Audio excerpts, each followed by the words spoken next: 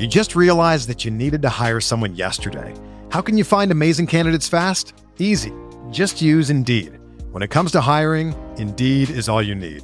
Stop struggling to get your job posts seen on other job sites. Indeed sponsored jobs help you stand out and hire fast. With sponsored jobs, your post jumps to the top of the page for your relevant candidates so you can reach the people that you want faster. And it makes a huge difference. According to Indeed data, sponsored jobs posted directly on Indeed have 45% more applications than non-sponsored jobs. Plus, with Indeed sponsored jobs, there's no monthly subscriptions, no long-term contracts, and you only pay for results. How fast is Indeed? Well, in the minute I've been talking to you, 23 hires were made on Indeed, according to Indeed data worldwide. There's no need to wait any longer. Speed up your hiring right now with Indeed. And listeners of this show will get a $75 sponsored job credit to get your jobs more visibility at Indeed.com/BWN. Just go to Indeed.com/BWN right now and support our show by saying that you heard about Indeed on this podcast. Indeed.com/BWN. Terms and conditions apply. Hiring? Indeed is all you need. Big news. Sephora is now on Uber Eats. So if you find yourself facing a beauty emergency, like needing a last-minute gift, or you're just out of your favorite mascara, again, don't panic. We got you. Order now and get $10 off on Sephora orders of $50 or more on the Uber Eats app. Order now. Offer ends October 30th. One order per customer. Additional terms apply. See app for availability. Delivery fees may apply. This podcast episode is brought to you by Coors Light. These days, everything is go, go, go. It's nonstop hustle all the time. Work, friends, family. Expect you to be on 24/7? Well, sometimes you just need to reach for a Coors Light because it's made to chill. Coors Light is cold lagered, cold filtered, and cold packaged. It's as crisp and refreshing as the Colorado Rockies. It is literally made to chill. Coors Light is the one I choose when I need to unwind. So when you want to hit reset, reach for the beer that's made to chill. Get Coors Light in the new look delivered straight to your door with Drizzly or Instacart. Celebrate responsibly. Coors Brewing Company, Golden, Colorado. The Timeline is a Blue Wire podcast. It's a free way to play basketball. You know, I've told our guys, as hard as they work on their offensive games, I know they're going to try to make the right plays. So you either shoot it, pass it, or drive it. Just don't hold the ball. And it has to happen in 0.5 seconds. And so we'll play faster because of that.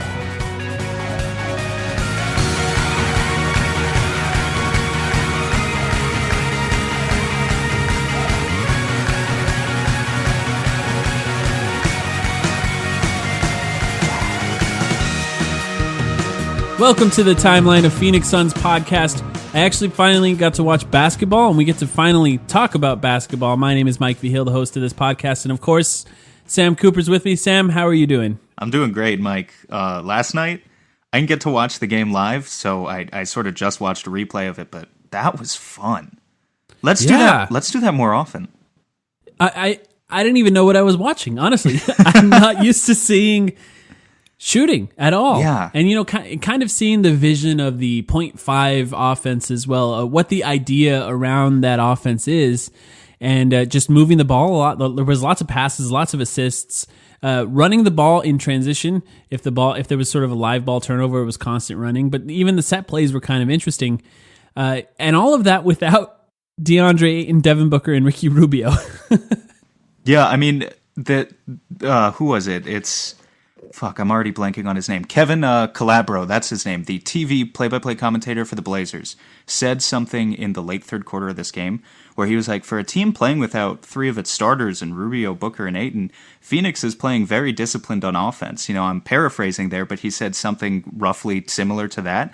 And I was like, wow, you know what? You're really right. Like, this is a team with a lot of discipline in its playmaking right now, and it's something we sort of alluded to over the offseason with the amount of playmakers that they added. But it's just really good to see that start to translate on the court, even though it's just preseason.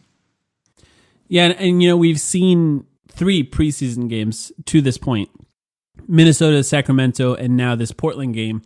And this Portland game was the most disciplined that they looked. The first 2 games, as you expect, were sloppy, basically. They looked kind of sloppy. They weren't really prepared. There was a lot of getting to know each other, getting used to each other. And I think coming into this game, I'll be honest, I expected more of that, especially without Devin Booker, DeAndre Ayton, and Ricky Rubio. That's two of our better passers out of the lineup, as far as I thought, at least. Two of our better passers out of the lineup. I expected it to look kind of clunky. I expected it to look like guys who haven't really played with each other. And we really got none of that. It was lots of shooting, lots of ball movement, lots of quick decision making. I do have to ask you, actually, thinking about that 0.5 offense, we haven't really talked about it, that 0.5 offense concept, and that is just making quick decisions as soon as you touch the ball. Which one of the Suns players do you think will have the most trouble with that? Who do you think will struggle the most? Kelly, probably. Interesting. Yeah, I think it's Kelly. So I wrote a very quick column for Brightside about 0.5, as the Suns are calling it, this week, and it's sort of like, it doesn't inherently mean too much to me, that phrase, but mostly I just think the Suns have boosted their personnel, and they have smarter players. Like, I think Igor tried to run similar sets. I think Earl Watson even tried to run similar sets as we're seeing with Monty right now. Maybe not to the extent of the three-point shooting we saw last night, because we really haven't seen the Suns take 45 threes in a game all too much in the past 5 years. I'm not sure we've ever seen that. I'd have to bring up the stats. Never. Actually, yeah, well, I know it's never happened. I know they've never made that many, but have they ever taken that many? No. I actually looked that up as well. Yeah. So first of all, like, just congrats to Monty on that, because like he said he wanted them to play faster. He said he wanted them to shoot more threes, and he put his money where his mouth is, and we definitely saw that last night. But with 0.5, I think the Suns players are looking much smarter. That having veterans helps. If there's anyone who's going to struggle with the quick decisions, though, it's Kelly. And that's not quick decisions in terms of, I think he can be quick in his decision-making to drive and attack, sometimes when he shouldn't. And I don't want to dwindle too much on the Sacramento performance, but that's kind of what we saw there with an 0-for-9 game. He followed it up with a very good game last night in Portland. But yeah, he's going to be the one, probably, if I had to choose someone, who struggles the most. That makes sense. I actually think that Kelly is capable of making very quick decisions. I'm just worried about that decision being the same thing every time. Yeah, so here's the thing. Like, I want to give him credit. I was very impressed last night with Kelly, particularly on some possessions, in a game where Rubio and Booker were both out. And I had mentioned the possibility of this happening a few weeks ago, and then I actually started to see it last night. There were some plays where Kelly took the ball straight off a defensive rebound and started the break by himself. Yeah. There was a play in the first quarter where he stepped right into a pull-up three and nailed it, which frightened me a little bit when I saw it go up, but then it went in, so you can't really complain with it. But the point is, he's not the only one who's doing that. Saric did it. On some plays as well. There was a play where Saric got a rebound, went all the way down the court by himself with a little bit of a loose dribble, but good enough for a 6'10 player, posted up a smaller defender and made the layup. And his post-up possessions haven't looked great in preseason, but that one looked pretty good. So the point is, Monty is entrusting basically everyone on this roster to have some kind of higher usage playmaking role. I mean, we saw Frank Kaminsky with 8 assists and 1 turnover last night. That was huge. So, I just think it goes way beyond. Rubio's a good playmaker.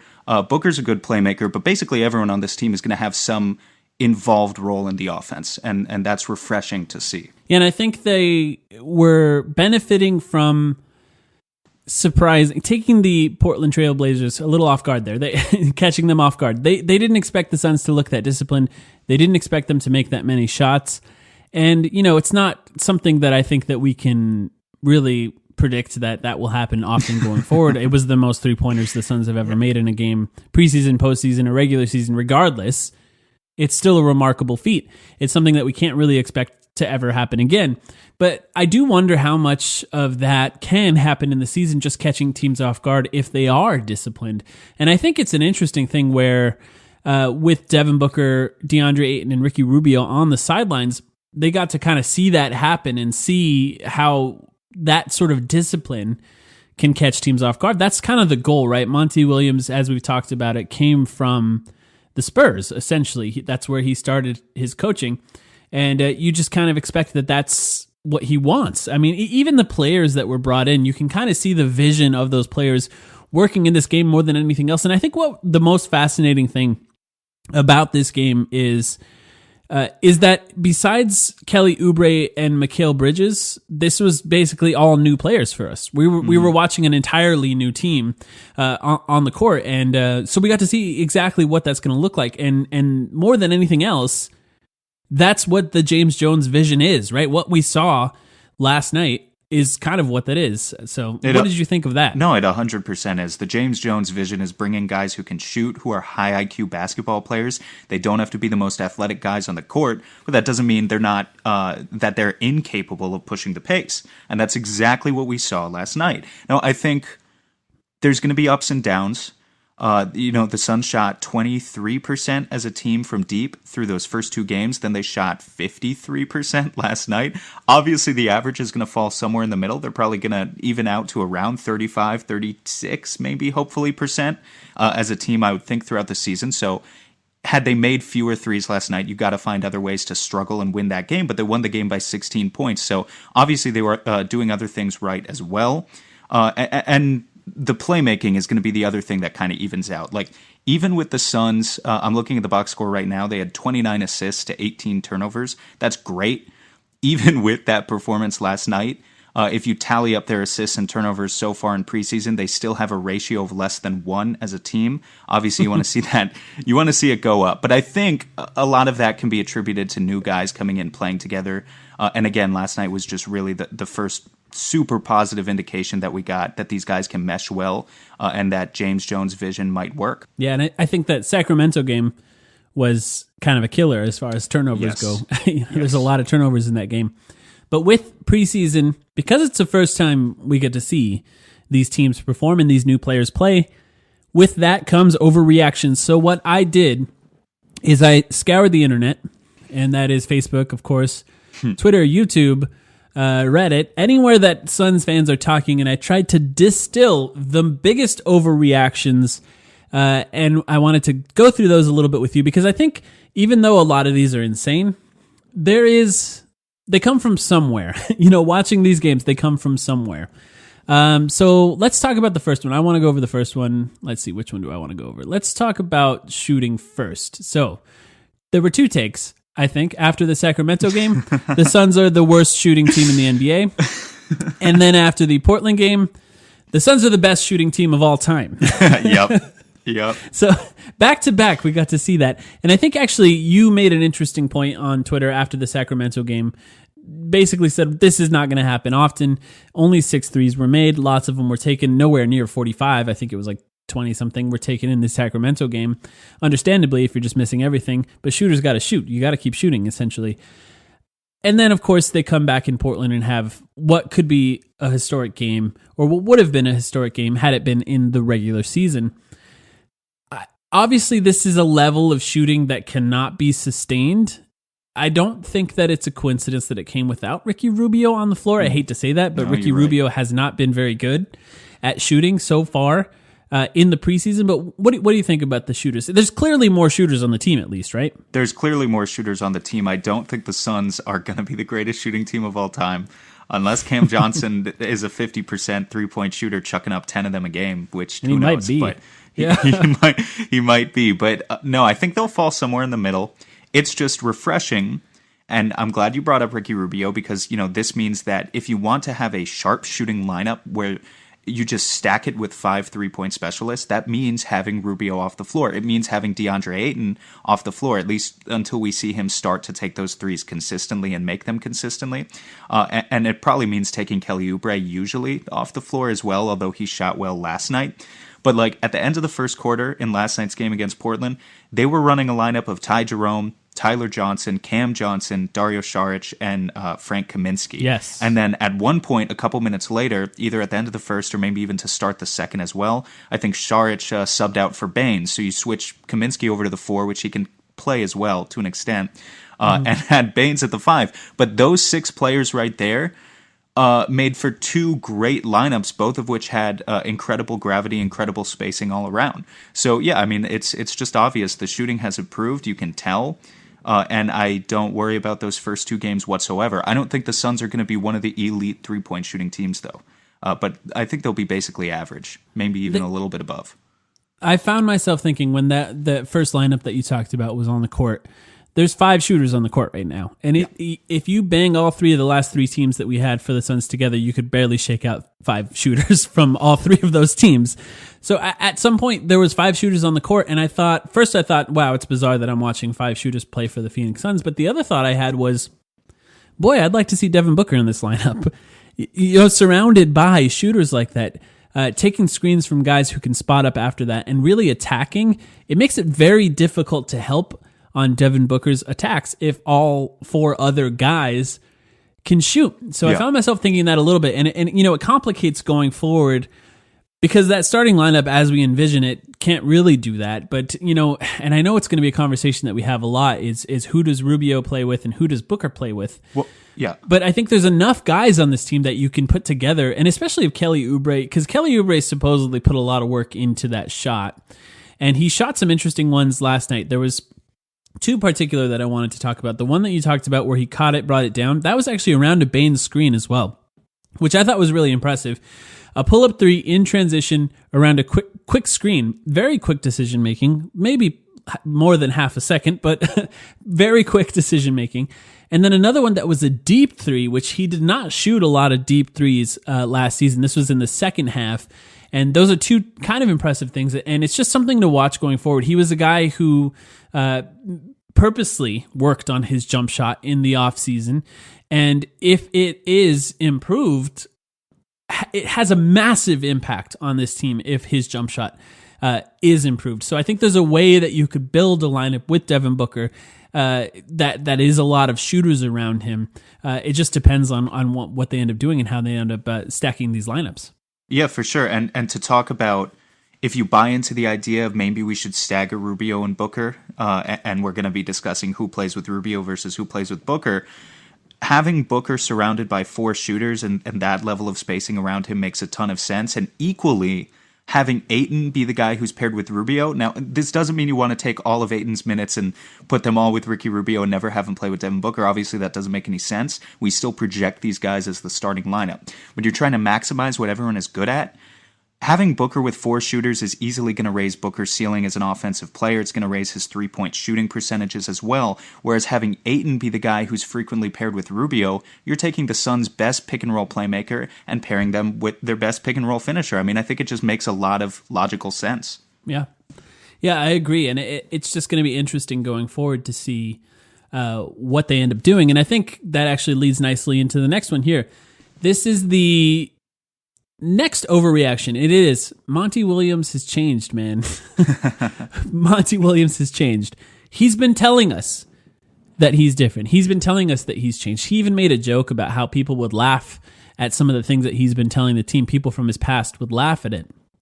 And I think it's true. I mean, the best way to illustrate it is 45 threes taken. 45 threes taken is the most the Phoenix Suns have ever taken in a game. It also would have been the most that anyone took when he coached the Pelicans. I think their average was way, way, way lower than that, and it was a different NBA. It's, more threes every year. But even Alvin Gentry, just when I was looking up the New Orleans Pelicans, even Alvin Gentry's led teams have only shot more than 45 threes once. That's a lot of threes. It's not often that a team will shoot 45 threes. But the other thing is running in transition. They appear to be running. It doesn't appear to be a stagnant offense. It doesn't appear to be a slow-moving offense. There's been no effort to put 2 traditional big men on the floor together at one time. We've talked a little bit about that so far. We haven't seen, Baines and Ayton only played 1 game together, but they didn't share the court together a single time. The closest you can say to 2 centers sort of sharing the court together, I guess, is Baines and Kaminsky, but Kaminsky's shot and sort of the way he plays in general has made it seem like he's more of a 4 in those lineups. He's not much, it could be argued that he'd be better utilized as a center, but do you believe that Monty Williams has changed? I do. From what we've seen. From what we've seen so far, I do. You know what's so cool about last night, too, is if you look at the point guards, the Suns were pushing the pace. I love that you brought that up. But then you look at the point guards that they were playing without Ricky Rubio on the roster and think about the background where those guys came from. Ty Jerome came from by far the slowest D1 college program in the NCAA. at Virginia. That's what he was the point guard for, is the slowest, most mechanical moving offense. Javon Carter was the starting point guard last night. He came from the Grizzlies, who ranked dead last in pace. And then you have Tyler Johnson as another guy who's mostly playing shooting guard last night, but, can play a little bit of point guard as well. Doesn't traditionally fit the mold of a pure point guard who pushes the pace. And yet that's what they were working with, and they scored 134 points, and they had 29 assists to 18 turnovers. That's, to me, an indication that that's all from Monty. It's not those guys like natural background to play like that. They played like that even with Rubio off the court. I think that's all coming from the coaching, and honestly, at this point, I know it's only been a few preseason games, but I'm willing to buy in and say that Monty is serious about a lot of the stuff that he's been saying. Yeah, and I think Willie Green from the Warriors is an interesting coach in this scenario too, because I thought a lot of the sort of offensive ideals that were coming out of that game specifically, and part of it is because they made so many 3-pointers, of course, but it was a little Warriors asking what they were running and when they were running, specifically running, that felt a lot like that. And I think Monty said it before, we have plays in the half court, they're going to run plays in the half court, but if the ball's turned over or if you have an opportunity to run, then freedom reigns, right? And you can kind of see that when they catch the ball off of a miss and they have an opportunity to run, they're running it down the court. And what I saw a lot of is just a quick pick and roll, and then trying to get into the paint as quickly as possible. Very Steve Nash-esque. Of course, we've seen this before. And then trying to make a quick decision around that, and if not, backing it up and trying to run a play. And I think that's a smart thing to do. And of course, if there's a live ball turnover, we've seen it with Kelly Oubre a few times. Kelly Oubre just grabs it and goes. He goes directly to the basket, and he's going to try and score. And I think that's smart. It's what's going to get him to the line. But it also it creates sort of an unpredictability on offense, which I think is really vital. It's really important. It's what makes basketball sort of fun to watch as well. And I think more than anything else, coming out of last night, that was the most fun I've had watching the Suns in a long time, right? Yeah, probably. I mean, I don't even remember. Did we win games at the end of last season? Like, I don't remember our record. It's been so long since we've recorded in March and April, if there were any standout games from those months, but not from my memory right now. So I would basically say this is the most fun I've had watching the Suns in a while. Yeah. Yeah, and I think so. And, I do believe, what I said previously is Monty Williams is saying that he's changed, and I've said it before, he just has to prove it, because the changes that he's talking about making are the changes that we wanted him to make, which is kind of nice, yes. Right? They're what we wanted. Yes, it's that sweet validation. Monty is listening to me and making these decisions because of what I said. Yeah, exactly. And it's honestly, it's all the changes that basketball has made since he was last a head coach, and he was around to see it. It's not like he was, he was at some of the more advanced teams with Oklahoma City and with the Philadelphia 76ers. So he's been around to see it. And I think so far it seems to be the case. And we'll just have to see if that continues going forward. Let's move on. Unless you have anything else to say on that, let's move on to the next overreaction. Yeah, let's move on. All right. The Phoenix Suns drafted Steve Nash and Klay Thompson in the same draft. Whew, okay. I hope so. I know. Well, here's the thing. It is kind of a fun thing, right? Everyone kind of believed in Ty Jerome. We've talked about that before. Ty Jerome is one of those guys that anyone who's been around him, anyone that watched a lot of that Virginia team, they understand Ty Jerome. But the amount of flack that this team caught for that Cam Johnson pick, even this one game just felt so good to watch. And it's not just, to sort of feel good as a Suns fan, but it's also for him and his sake, because, he sees it too. He understands it. And they both looked very good. And Ty Jerome, to me, has looked good in every game so far. Cam Johnson just hasn't shot much. I mean, that's honestly, until this game, that was my biggest criticism of Cameron Johnson. I think that he is a little outmatched defensively, and if he's on the court, he has to shoot. And I actually think him coming off the bench benefited him in this game. What do you think of our two rookies so far? Well, Ty's been great throughout 3 games, I think, and Cam was just really good last night. He's shot it.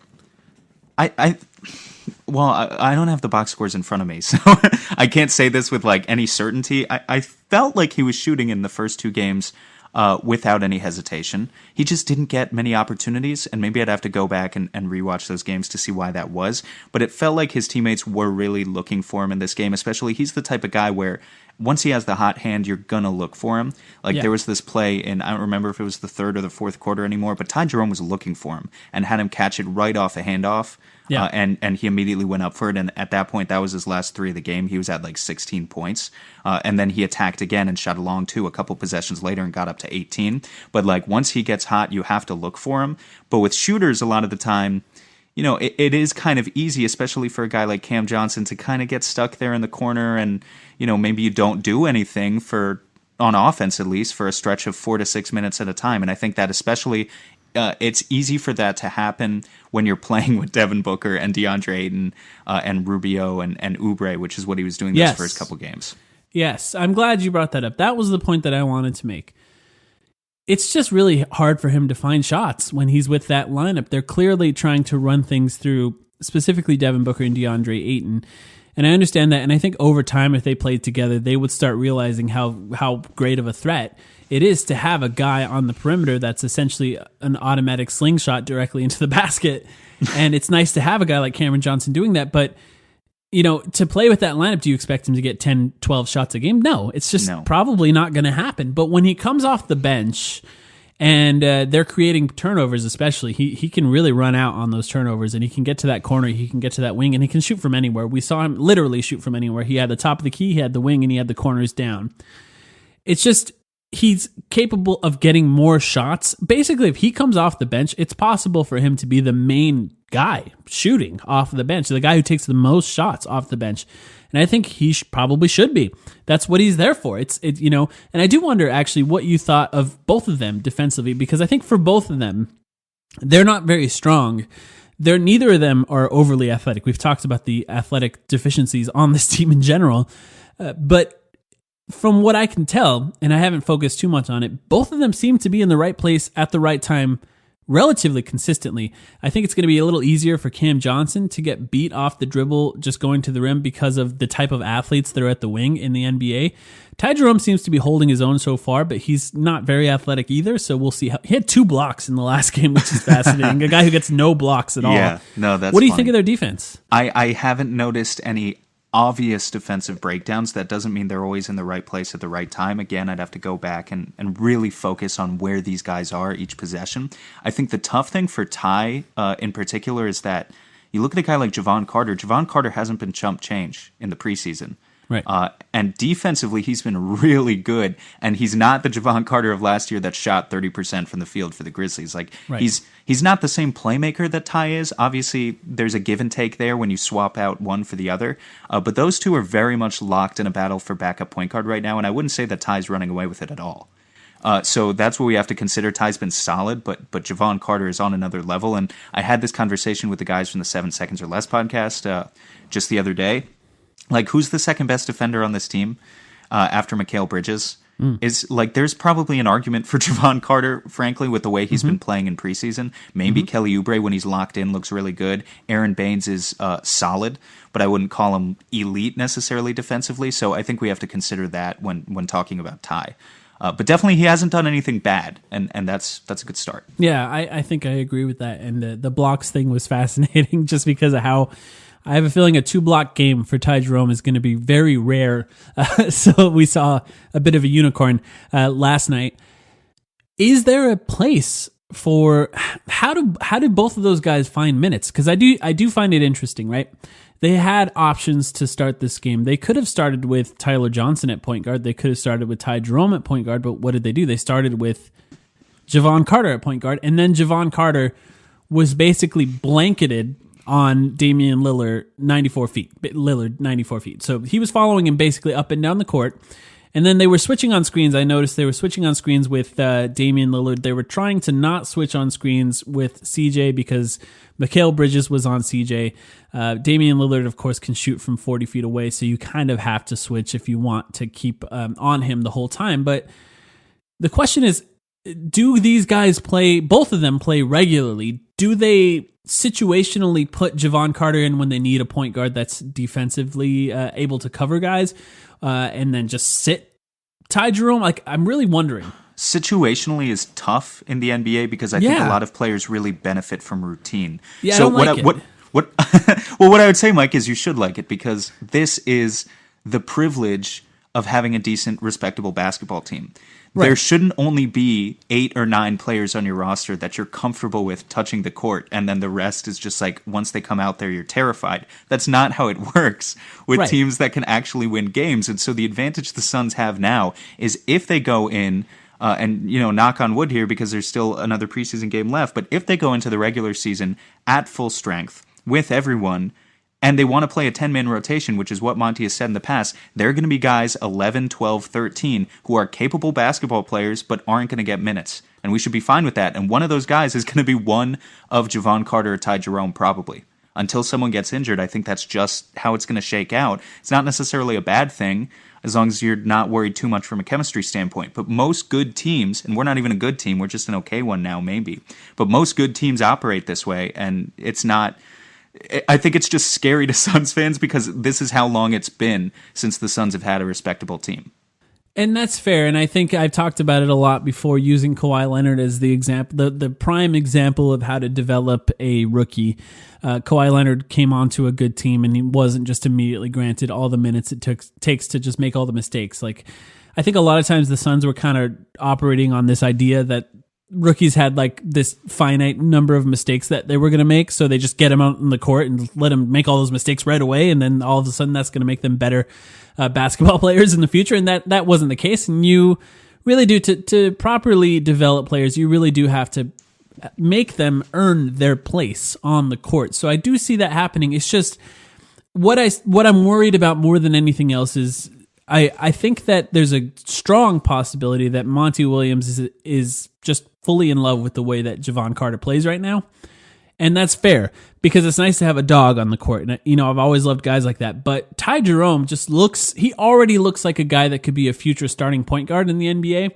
Maybe not in the next year, maybe not in the next 2 years, but you can just kind of see it. He makes all the right decisions. He can shoot. He shoots on defenders. I thought this was kind of interesting. A couple of the jump shots that he's made have just completely blown me away.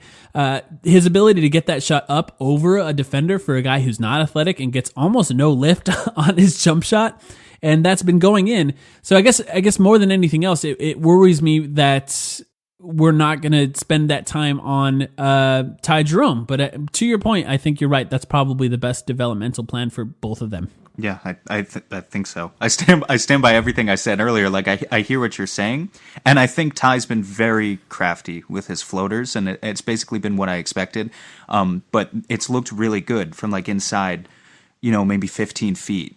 He's had some really impressive finishes, like you said, for a guy who's not athletic. But it's just going to be... Look, there's going to be an injury eventually. There's going to be opportunities for everyone, as much as it sucks. It's a long season, it's a long grind, and guys will get worn down. So I have full faith that Monty will find minutes for Ty Jerome and Cam Johnson, and I'm happy with the way they've played so far in preseason. I'm just not convinced that it's going to come on night one. When you're selling online, getting your orders out can be a real pain. Time-consuming, expensive, so many carriers to choose from. How do you know you're making the best choice? That's why you need ShipStation.com. It's the fastest, easiest, and most affordable way to manage and ship your orders. ShipStation helps you get orders out quickly, save money on shipping costs, and keep your customers happy. No matter where you're selling, Amazon, Etsy, or your own website, ShipStation brings all your orders into one simple interface, making them very easy to manage from any device, even your phone. ShipStation works with all of the major carriers, including USPS, FedEx, UPS, and Amazon Fulfillment, so you can compare and choose the best shipping solution for you and your customer. No wonder ShipStation is the #1 choice for online sellers. You'll ship more, in less time, with the best rates available. And right now, listeners of this podcast can try ShipStation free for 60 days when you use the offer code BLUE, B-L-U-E. There's absolutely no risk, and you can start your free trial without even entering your credit card info. Just visit ShipStation.com and click on the microphone at the top of the homepage and type in BLUE. That's ShipStation.com, offer code BLUE. ShipStation. Make ship happen. Talking about erectile dysfunction isn't easy. Usually, we just brush it off, blame ourselves, or say things like I lost my mojo, or avoid it altogether with excuses like I had a long day at work, or sorry, honey, I'm just not feeling it. But with Roman, it's easy to talk about it with a real doctor who can prescribe real medication. It's simple, safe, and totally discreet.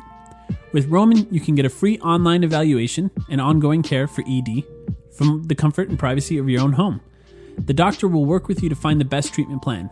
If medication is appropriate, Roman will ship it to you with free 2-day shipping. The whole process is straightforward, simple, and discreet.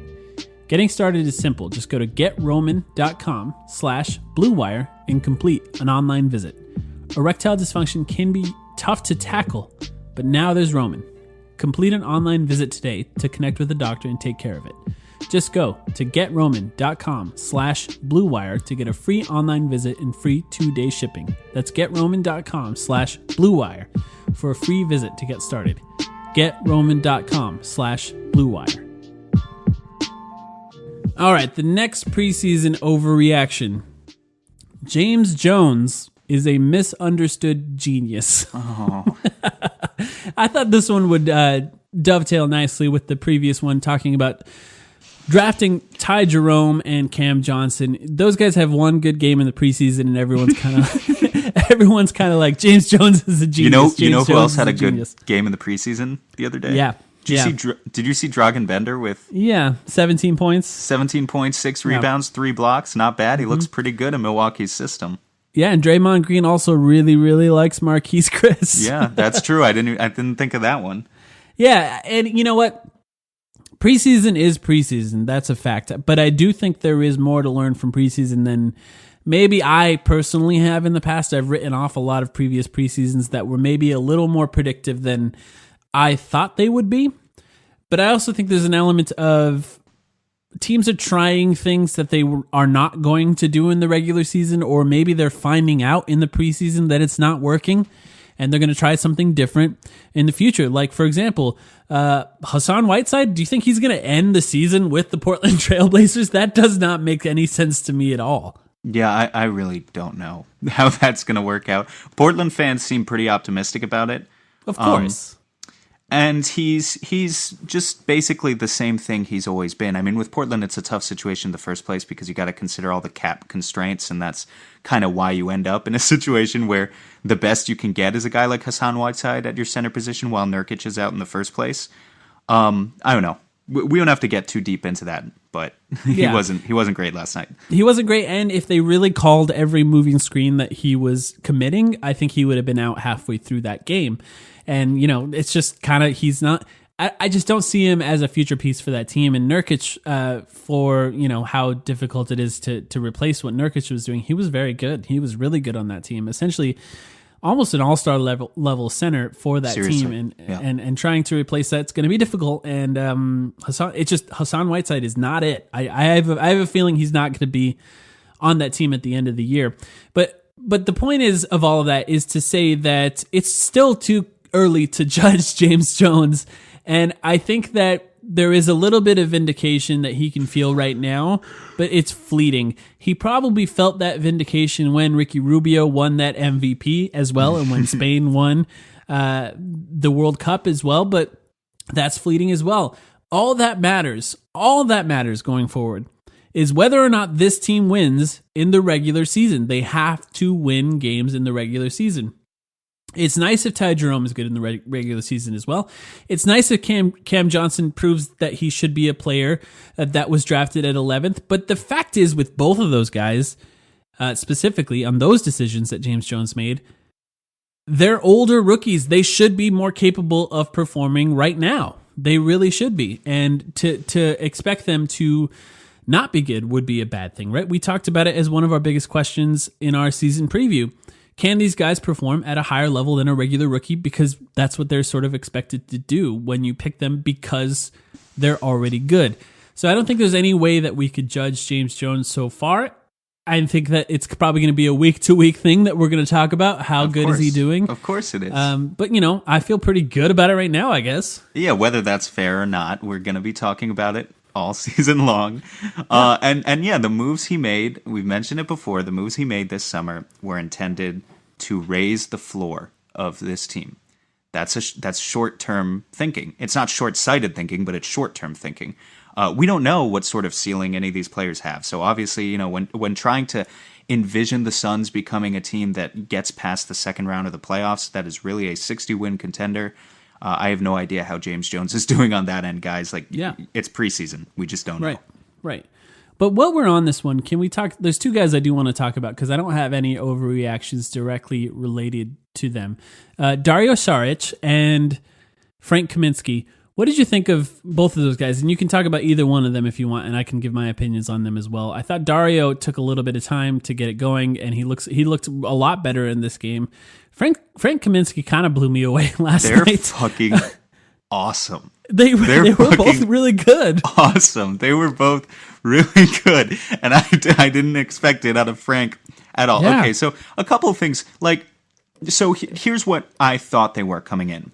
I thought we were getting a couple of players who could shoot and pass, right? But there's more to it than that. Like, getting to watch them more, really watching the nuance is what I would encourage you guys as listeners to do as well, because you can see a lot of nuance in their game. I'll start with Frank. Frank isn't just catching and shooting. He's catching, he's driving, he's finding driving lanes, and he's finding open passing lanes off of that driving and making assists. And they're not easy assists. His 8 assists last night were not easy. He was creating the offense for himself off of the catch, driving inside, which is hard for a guy of his size. Like, I was shocked, frankly, at what he was able to do. And then on top of that, he was able to hit his shots. That's huge. With Dario, the thing about Dario is that Dario provides so much gravity to this team's offense. And when people think about gravity, like, often we get kind of locked into this conversation. All we're able to focus on is the raw 3-point percentage, right? So we think about this guy's a 40% 3-point shooter versus this guy who's a 36% 3-point shooter. Therefore, I'd rather have player A than player B because he shoots better. But the truth is, there's more to getting the defense to respect your shot than just that. There's like 2 other factors in there, I'd say. The first factor is distance and range. Some guys just have more range than others. You know, not everyone in the NBA can have Steph Curry or Damian Lillard range. That's the obvious way to get more gravity, because then the defense is going to play up closer on you. It's going to open up more space for everyone around you on your team. I don't really think the Suns have anyone like that, so I'm going to move on to the other nuance there, which is just like fluidity of movement.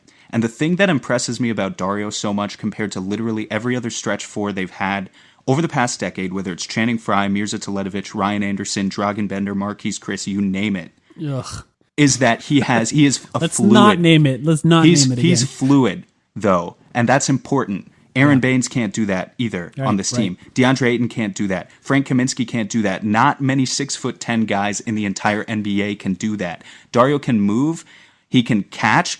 You had actions last night where you had Javon Carter in one of the opening plays of the game. You had Javon Carter set a pin down screen for Dario to run off of that screen, that pin down, catch it at the top of the key, and he elected not to take that shot, actually. It was a bad pass. It was a bad pass. He drove in, and he actually lost the ball. He turned it over. But if he just takes that shot, and I'm not mad about him driving either, because I like the fact that he is not like Dragan Bender, and he's actually not afraid of contact and will drive inside, because he doesn't usually turn it over like that. But the fact that he is capable of running to a spot like that as a 6'10" player into what is often a contested position where he is catching the ball off of movement and immediately rise up for a shot is a real privilege to have in a 6'10" player for the Suns. And that's what makes him so distinct as a player, and that's what gives him gravity. It's not just about being a good shooter in a vacuum. Aaron Baines is a solid shooter in a vacuum. He doesn't have the same sort of gravity that Dario Saric does, because Saric can run to spots, he can run off of screens. It opens up so many options for your offense, and you guys should just like pay attention to that, because I think it's going to be huge. Well, I'm glad actually you brought up the Aaron Baines and Dario Saric comparison there, because Baines takes a good 3 seconds to put up a 3-point shot. It's like it looks like the ball weighs 30 pounds when Aaron Baines is shooting it, and obviously it's actually a really soft touch for his shot. It really hits the net nicely when he makes it, and it's a nice shot. But when it comes to gravity and what you're talking about, being able to shoot the shot very quickly, it's also something that matters. And something about Dario that I actually think he's been pump faking and driving a lot. Actually, both Frank Kaminsky and Dario Saric have been pump faking and driving. And that's nice to get into the teeth of the defense because both of those guys, I mean, Frank Kaminsky had 8 assists. That's completely insane. I don't know that that's going to happen ever again. And if it does, Jesus, that's like impressive. That's really impressive for his size and the position that he was playing. But like, I actually think that Dario needs to shoot it more when he catches it because it's very difficult. How fast he shoots and how tall he is, it's pretty difficult to defend that without fouling him.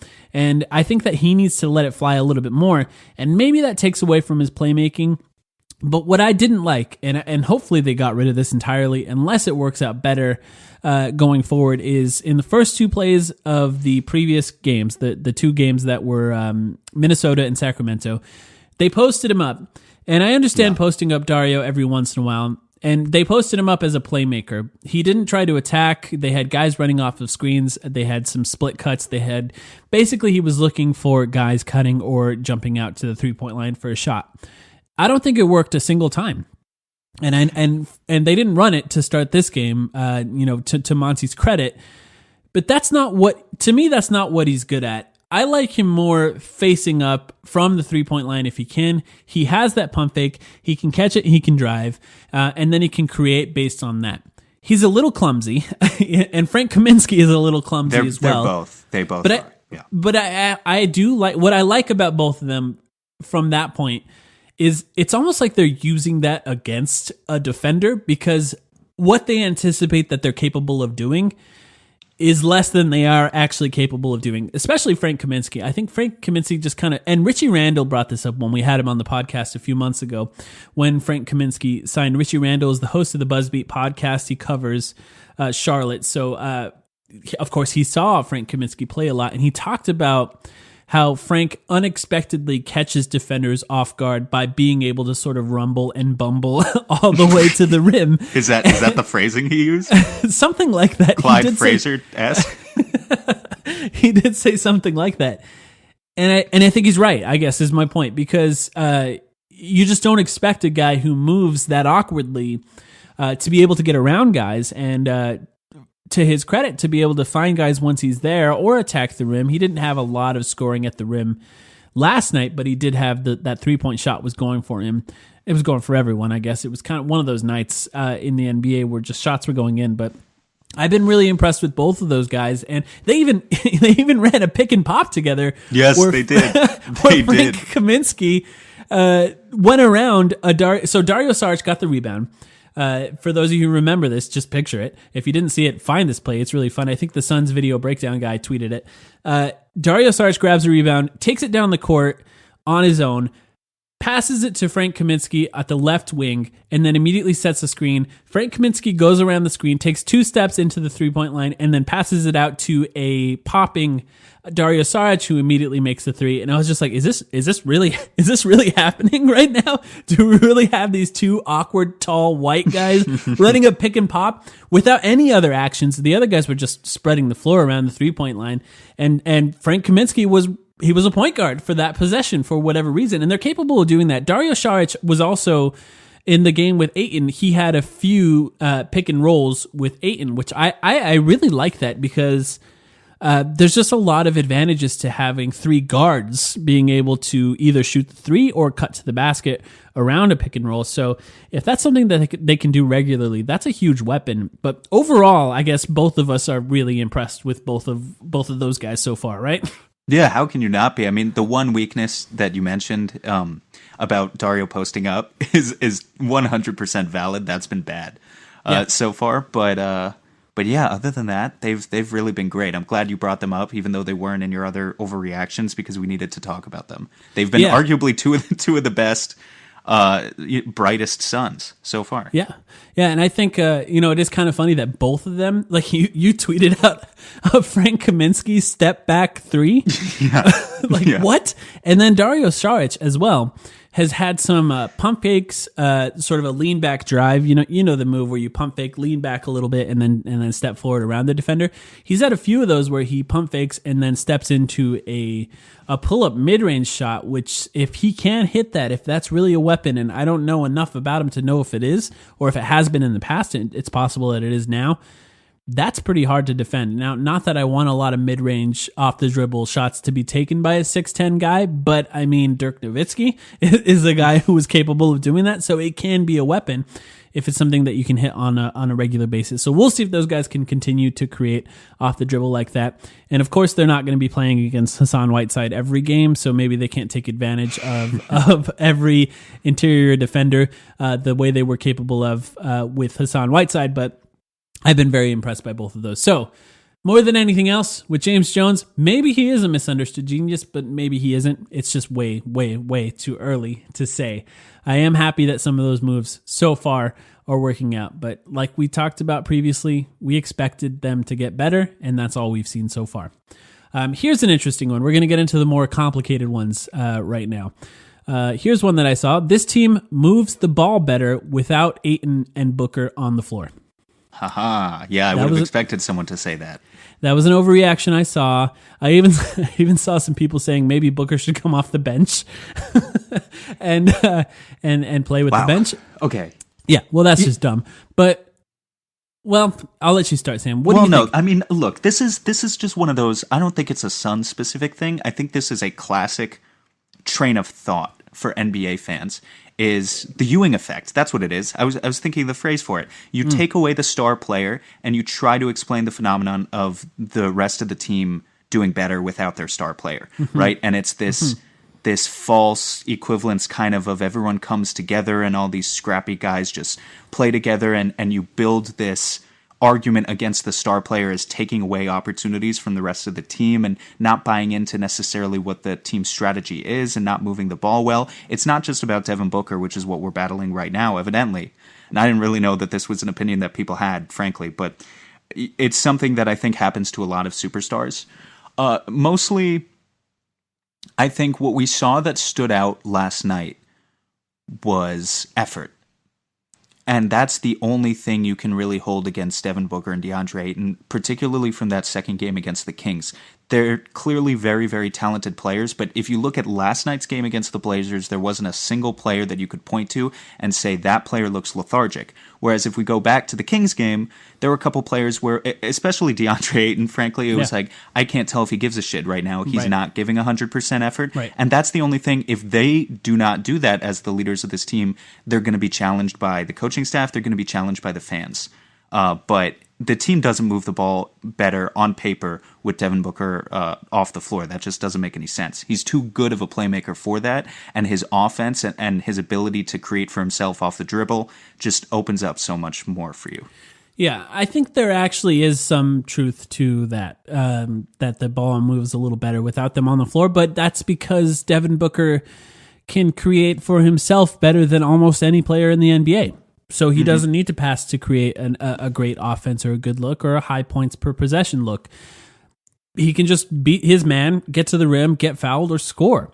And yeah, maybe that doesn't take a pass or two or three, but it's still good offense. But I do wonder if there's a way for it to sort of revolve around Devin Booker with the ball still being whipped around. I think that's the ultimate goal for this team, where the ball's moving a lot and Devin Booker's still able to get his looks. Maybe a little more off the catch and shoot. That's why his threes looked pretty good, I think, so far in the preseason. And I think this game, and I do wonder, right? The decision to sit all three of those guys, I do wonder what motivated that decision. They said it was rest. And okay, fair, rest. Let them rest. But do they really need to rest at this point? They've played 2 games and they look relatively healthy. Was there a point to it beyond that? Were they trying to demonstrate something? Were they trying to illustrate the importance of moving the ball to these guys? We'll never know, probably, because even if it was, maybe they didn't even tell them that. But I think there is some truth to that.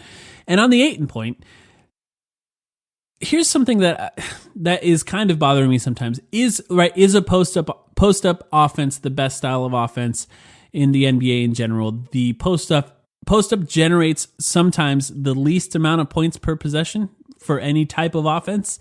And there was basically no post ups in this game other than the occasional post up with Dario Saric and Baines very close to the rim, where it was an easy just sort of turn around and put it up. And Ayton's a very effective post-up player, so it's a little different. He's very efficient, and he's capable of turning those into high-quality offensive possessions. The main thing is, I really want them to find a way to fit Ayton, Booker, and Rubio back into this. Rubio's different, right? Rubio, we don't really know. That this take was more about Ayton and Booker. Find a way to fit them back in, but still have the ball moving the way it was with these bench guys, because it looks really good, and I actually do think there's some truth to that. Yeah, it's going to be tough. I know. Yeah, I agree. to move. No, I know that sounds stupid. I'm just kind of processing my thoughts. Yeah. It's because how do you achieve last night with Devin Booker and DeAndre Ayton on the floor unless you're going to play Devin Booker like Cam Johnson and DeAndre Ayton like Frank Kaminsky, or Aaron Baines? Like what are we reducing? You don't want to reduce their roles too much because you're just not taking advantage of what they're capable of. Well, say you play Devin Booker like Kelly Oubre. Right. Okay. Right. Sure. You know, Kelly Oubre was really attacking. He was really finding the seams in the defense, and he was getting into the teeth of the defense. I mean, he had 18 points in 19 minutes. That's Devin Booker-esque, you know. And yeah, but you know what it is though is like Kelly. A lot of those plays, it would be like, okay, Kelly, run to the corner. Except for the plays that I was mentioning where Kelly really initiates it off of a rebound. If they're running a set play, Kelly starts in the corner on the wing. Yeah. He comes off a dribble handoff. Yeah. Like he comes back towards the perimeter, takes the dribble handoff from whoever the big is, and then attack. Yeah. Devin's initiating that play. Like that's the difference. And you don't you want him doing that though? Yes. Like why wouldn't you want him? I'm actually glad. I'm glad you said that, because weirdly, Devin Booker's offensive on Synergy, I looked it up. Devin Booker's offensive stats on dribble handoffs is the worst play type for him. As far, you know, he's even better at posting up. He's better basically at everything else. Dribble handoffs, for whatever reason, is not the best for Devin Booker. So he hasn't really found a groove there. And I guess I don't mean specifically using him the exact same way. I do mean essentially the opportunities, the shots, is finding an equal balance similar to what Kelly Oubre had on the floor. I'm not like, this is not a huge concern for me. It's just, I think that for Monty and for the rest of the coaches, that's probably their goal as well. They want to see the ball moving as much as possible with those guys on the floor once they're back. So we'll see if it does. I think we have a lot of time to talk about that. Only one more preseason game, and most of you are listening to this on Monday, so that preseason game is tonight, and then we have 9 days until the season opener. Who knows what we're going? What are we going to talk about? Who knows what we're going to talk about next week, Sam? I'm sure something weird will happen, and we can talk about that. But let's move on. We're almost done here. Okay, I have 2 DeAndre Ayton ones. One of them's positive. One of them's negative. I'll just say them both, and we can give our thoughts on DeAndre Ayton so far. Can you say them at the same time? I don't think so. No. DeAndre Ayton is going to lead the league in rebounding, and DeAndre Ayton is the worst defender on the Suns. Those are the 2 takes that I've seen with DeAndre Ayton so far. He might be. Yeah, he might be, right? That's my answer Devin to both. Booker. It's Devin Booker, I think. Here's the thing. Devin Booker's a worse defender than DeAndre Ayton, but you feel it more watching DeAndre Ayton. That's true. Yeah, least impactful position to be a bad defender at. Because Devin can fuck up, and sometimes someone's behind him to make it all up. If Baines Whereas is on the court. whenever DeAndre screws up, it ends up in a layup, and that just compounds the effect of feeling like he's such a terrible defender when really he's not. But which one do you want to start with? I mean, we kind of just went straight into defense. I think the defense is the more interesting conversation, so let's go with that one. Well, what's your take on it? Well, okay. He looked, to me, I thought it was interesting that people watched, so he played 2 games, right? He played the Minnesota game and he played the Sacramento game. And after the Minnesota game, I found myself thinking, wow, he was pretty bad at defense in that game. But it didn't matter because the offense looked so good and they ended up winning that game. I even had a moment and the next day where I said, I was about to tweet, are we ready to talk about DeAndre Ayton's defense yet? But but I didn't want to piss people off on the internet, so you absolutely would have. You can't be saying such things on the internet after a win. Yeah, I know. Come on. I know. Save it for the loss and then come out with the rest of the haters. But I did find it interesting that people were saying, well, he looked a little better in defense in that game. I didn't see it. Honestly, I didn't see it. And then in the Sacramento game, it was one of those games for DeAndre Ayton, and everyone listening to this, you know exactly what I mean when I say it was one of those games. And it's that it was exceptionally bad, and it was exceptionally bad in a way where the offense of the Sacramento Kings was focused entirely on attacking DeAndre Ayton because he looked lethargic and he looked like he was not capable of making decisions fast enough, maybe in 0.5 seconds, for example, to actually play good defense.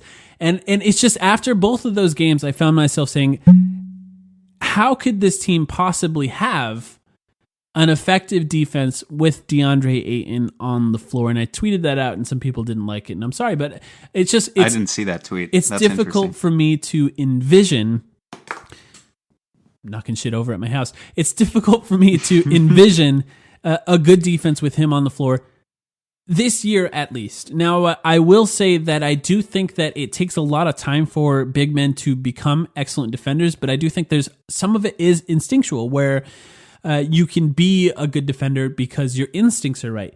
He doesn't have those instincts, not the way the NBA is played, at least. I think he's capable of some one-on-one defense. He has some of that perimeter defense, and he's capable of doing sort of the perimeter thing, but on the pick and rolls particularly, he tends to make the wrong decision most of the time. And I think it's unfair to think that he would have drastically improved over the course of a summer. And I think that with DeAndre Ayton, where he is right now is about where I expected him to be. But where he will be at the end of the season, I think is going to be very telling as far as how to build this team and whether or not it can be built around Devin Booker and DeAndre Ayton going forward. And can you have two massive defensive liabilities as two biggest stars on your team when one of them is a center, basically? So I did think it was very bad, but I think it's unfair to judge the rest of the season on that right away. And obviously we're not doing that, but for sure. But I did think it was bad. I did think it was really bad. Yeah, and I agree with you. I think if you're willing to accept that Ayton's biggest problem on defense is reaction time. You were talking about it, making quick decisions. It's not the type of thing that comes in a summer. I think reaction time is probably one of the hardest things to work on. It's probably one of the most instinctual attributes of any NBA player that is the hardest to improve in general. So I think it's going to take a while for DeAndre Ayton to get there because that is his biggest weakness, is recognizing various forms of pick and roll coverage and seeing things before they happen. I mean, that's just obviously what he struggles with that other centers are just able to pick up on a little bit quicker. It's not that DeAndre isn't strong enough. It's not that he isn't fast enough. It's just that he's struggling with recognizing it quick enough. And I don't really know what Monty and the coaching staff have in store for him to improve that. I don't know if they're just going to make him play 10,000 hours of whack-a-mole, if they're going to hook him up to a VR headset and have him like react to things, or if they're just going to put him in 10,000 pick and rolls and force him to make similar but slightly different decisions until he gets better at it. But I think it's going to be a process, and I think it's going to take time. And so I think it's going to be frustrating to everyone who follows the Suns as closely as we do. Yeah. To keep hearing this conversation rehashed, but I think it's going to come up a million times this year. Well, I do think there is an element of, and shout out to David Nash, who I listened to you guys this morning when you were on the 7 Seconds or Less podcast. He talked about simplifying it and just trying to get DeAndre Ayton to do essentially the same thing on every pick and roll, which is just protect the rim and just be a big body that you can shoot around. And essentially that gives up a pretty massive area on the floor where players can score. And it's that mid-range area, and it's guards coming around a screen. I think that's where it's going to be really difficult for him. And I think there's a possibility he gets in foul trouble if he doesn't do that correctly.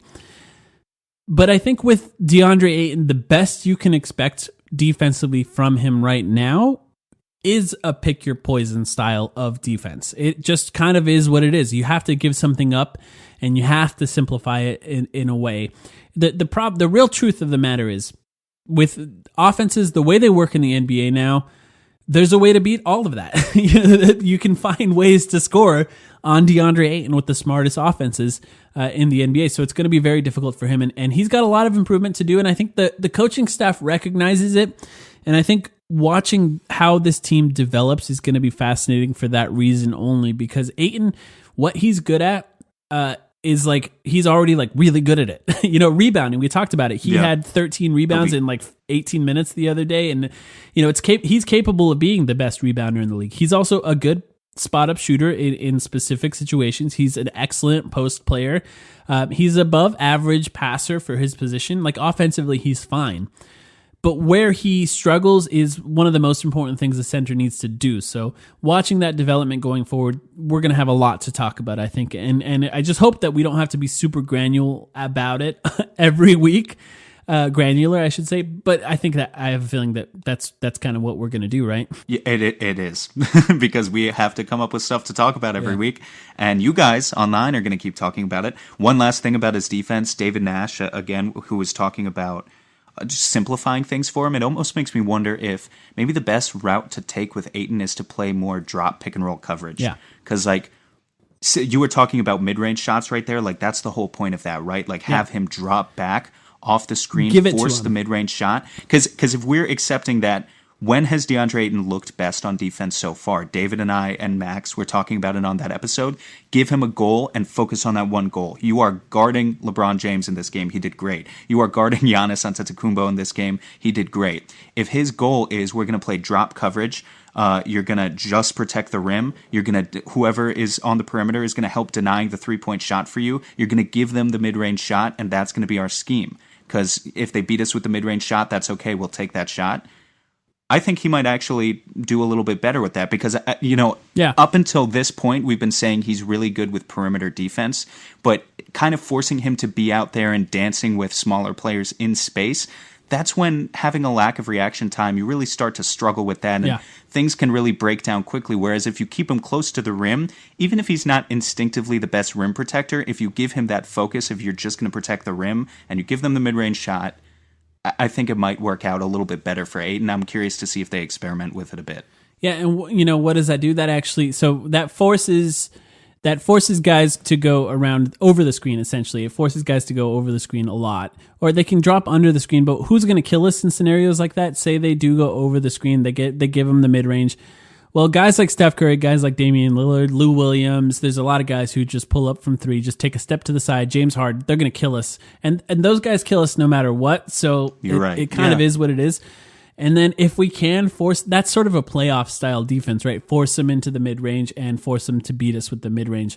We make it sound easy. It's actually very difficult. No, it's very, very difficult, but that's like how do you beat the Milwaukee Bucks? That's how you do it. You got to deny Giannis at the rim somehow. You got to try to force him to shoot. So, and of course I'm oversimplifying things and I'm making it sound too easy. If there were an easy solution, we wouldn't have 10,000 different forms of ways to guard the pick and roll, and there would just be one that every coach would know this is the way you do it. But yeah, it's just situational. I just wonder if experimenting with it a little bit might provide some dividends for DeAndre Ayton's defense specifically. Yep. All right. We might have to change the name of this podcast to DeAndre Ayton's Defense Podcast. We're going to talk about that every week. Last one. An overreaction that maybe is a little less of an overreaction. Mikal Bridges should start. This is an overreaction that I've heard throughout the internet, and even on this morning when I listened to the 7 Seconds or Less podcast, you guys talked a little bit about that. Do I consider this an overreaction so far? Yeah, a little bit. Do I disagree? I don't really know yet. I actually think there is some benefits to having Kelly Oubre in the starting lineup, and then after what we saw from Dario Saric, it's easy to envision Dario Saric being very good in that starting lineup as well. What do you think? Should Mikal Bridges start? Now, I've said it before. I will say quickly. I think it's really difficult to find a scenario where Mikal Bridges does not make the team better. And that is sort of the argument in favor of Mikal Bridges starting. But do you think he should start? I still think he should, yeah. Because I think he maximizes your defense and then you run out a bench unit. One guy we haven't even mentioned yet today, Tyler Johnson. Maybe we mentioned him, but we haven't really talked about him. Looked really good last night and has his release always been that quick? Like, he barely played for us last season, so I guess I didn't even realize. But his shooting release, coupled with Kelly's ability to attack, I like that combination off the bench, quite frankly. So I think you can make it work, and I think Mikal should start for the defense. Well, here's the thing. Kelly Oubre, I think, is getting shafted on his defense a little bit in this conversation. Kelly Oubre is a good defender as well. Yes, maybe he's not Mikal Bridges. Mikal Bridges, I think, is more capable of guarding smaller players, but he kind of got cooked by CJ last night as well. Not to Mikal Bridges' fault. He was doing sort of as well as you can. I think that's the type of defender that CJ McCollum is particularly good at attacking, because he's just long and it's easy to get some space, and he doesn't need much to score. But I think Kelly Oubre is also a very good defender. And what I worry about, I guess, is in that starting lineup, if we were to take Kelly Oubre out, he really is the only sort of traditionally athletic player in that starting lineup. And you can say DeAndre Ayton, right? You can say DeAndre Ayton.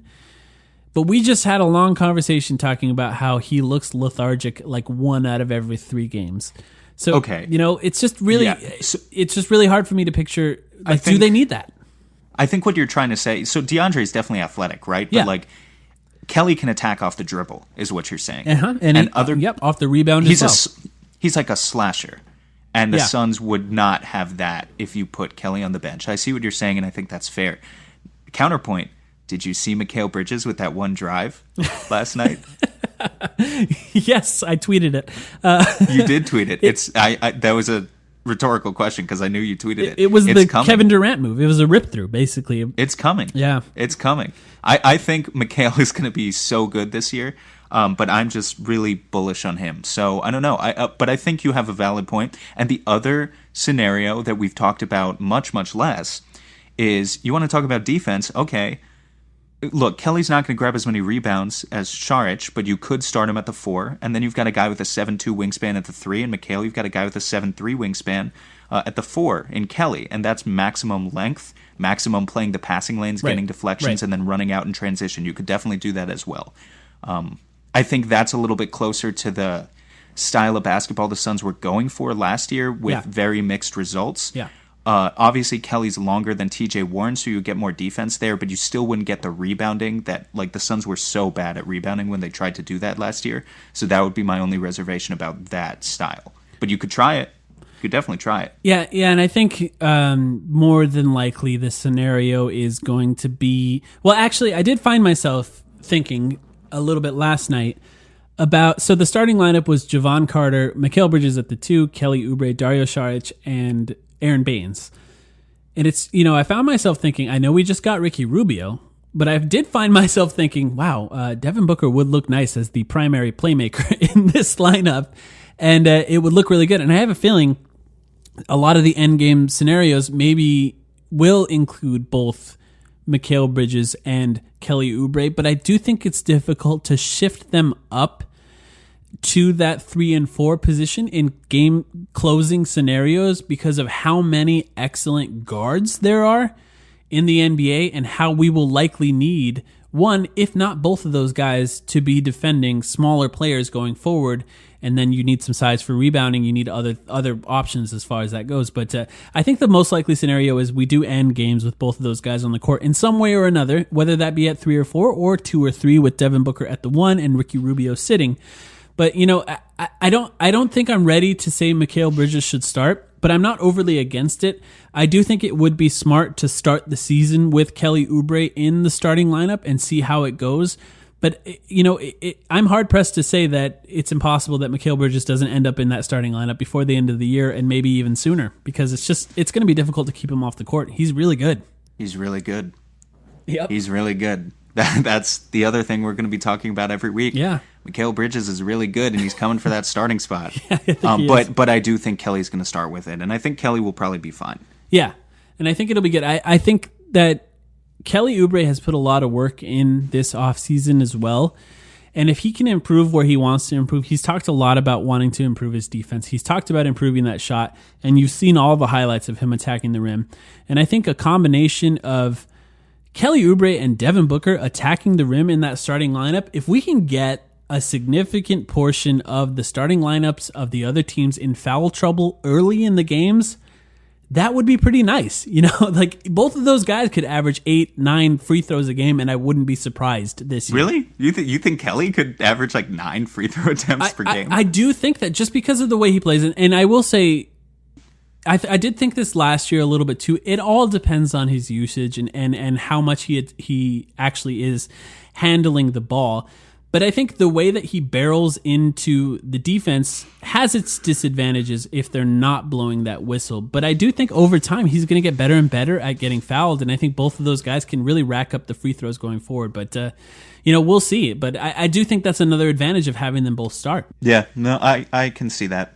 And that's a pretty easy adjustment to make, right? Like if you go with that starting lineup and you're not getting the calls, you can usually figure out which way the refs are going within the first 6 minutes of the game, and then you can kind of just throw in the towel on that one and change up your lineup. So actually, I'm glad you brought that up.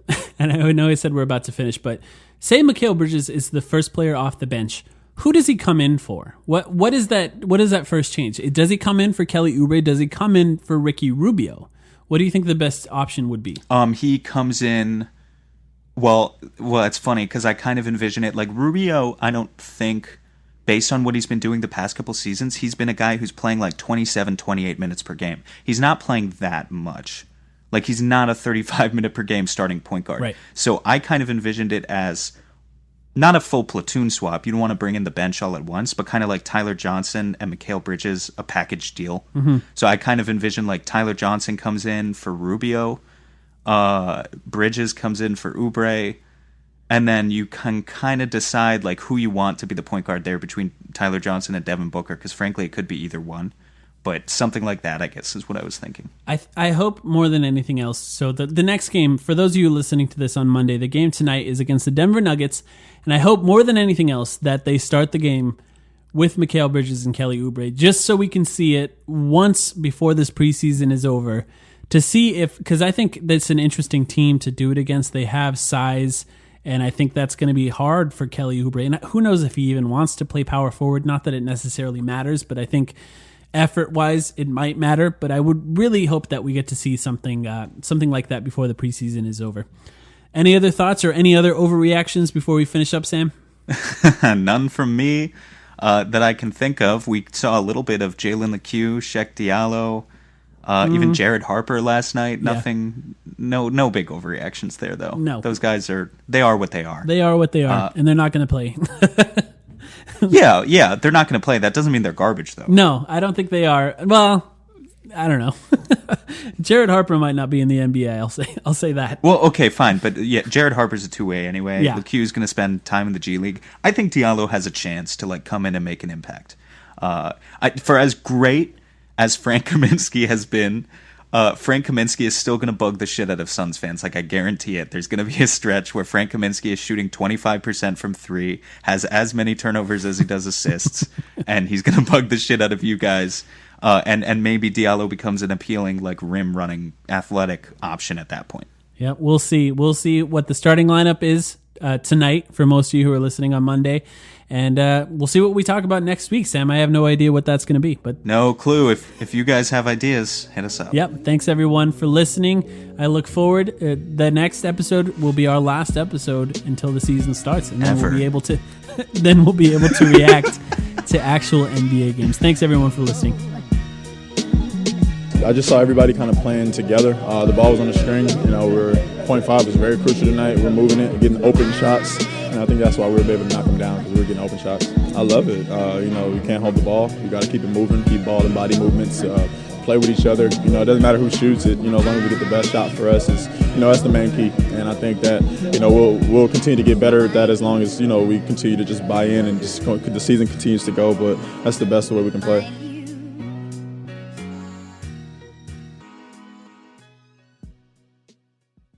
Sugar Ray Leonard, Roberto Duran, Marvelous Marvin Hagler, and Thomas Hearns. Legends, whose four-way rivalry defined one of the greatest eras in boxing history. Relive their decade of dominance in the new Showtime sports documentary, The Kings, a 4-part series premiering Sunday, June 6th, only on Showtime. Now's the time for a great deal on a new Honda. It's time to take an adventure with rugged capability and commanding style. It's time for powerful performance, plus plenty of room inside. Start your journey in a brand new vehicle. Check out the Honda Ridgeline, Pilot, Passport, or CR-V.